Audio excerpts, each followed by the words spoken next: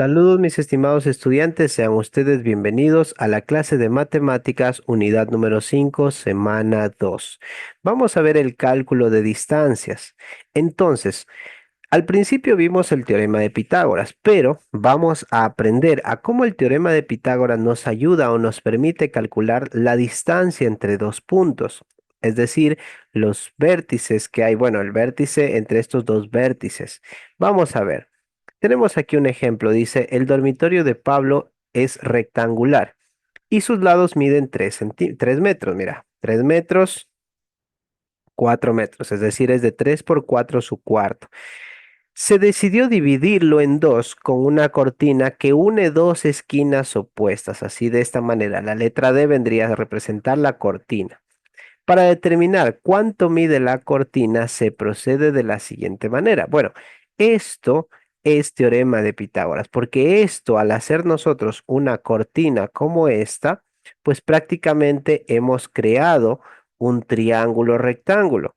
Y recuerda lo que nos decía, cuando hacemos o cuando creamos un triángulo rectángulo para calcular la medida de la longitud más larga del triángulo rectángulo, necesitamos saber los dos catetos. Sabemos que el de abajo mide 4, pero el de acá no tenemos. Bueno, pues mide 3, ¿no?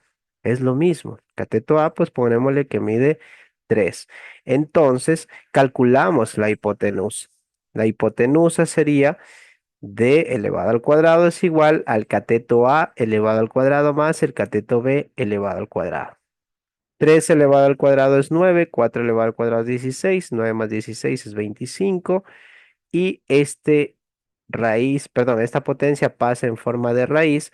La raíz cuadrada de 25 es igual a 5. ¿Qué significa? Que esta cortina debe medir 5 metros. Entonces, el teorema de Pitágoras me ayuda a calcular distancias. Veamos otro, dice, el trazado de un rascacielos es como en la figura 10. Perfecto.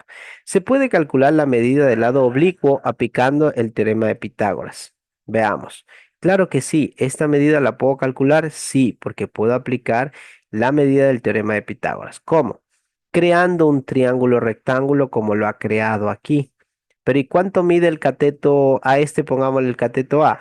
Bueno, el cateto A vendría a medir 8 metros, porque desde aquí hasta acá, según dice, hay 8 metros. Pero ¿y de aquí hasta acá cuánto mide el cateto B? Bueno, si todo esto mide 10 y sabemos que este pedacito mide 4, por obvias razones esto debe medir 6.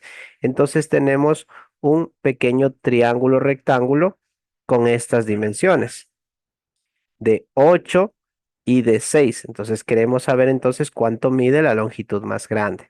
Entonces vamos a ponerle el cateto A este de arriba y el cateto B a este de acá. Calculamos el teorema de Pitágoras, me dice A al cuadrado más B al cuadrado. Vamos a calcular entonces. Sería 8 elevado al cuadrado más 6 elevado al cuadrado. 8 elevado al cuadrado es 64 más 6 elevado al cuadrado es 36. 64 más 36 es igual a 100. Y recuerda que aquí es d elevado al cuadrado. Esta potencia pasa en forma de raíz. La raíz cuadrada de 100 es igual a 10. ¿Qué quiere decir? Que esta longitud mide 10 metros. Y de ese modo hemos calculado distancias aplicando el teorema de Pitágoras. Es decir, el teorema de Pitágoras no solamente se aplica cuando te dan ejercicios de triángulos, no, simplemente tenemos que analizar y razonar y ver, aquí puedo crear un triángulo y gracias a ese triángulo rectángulo puedo establecer la distancia que hay. Espero que les vaya muy bien con su tarea, mis estimados estudiantes.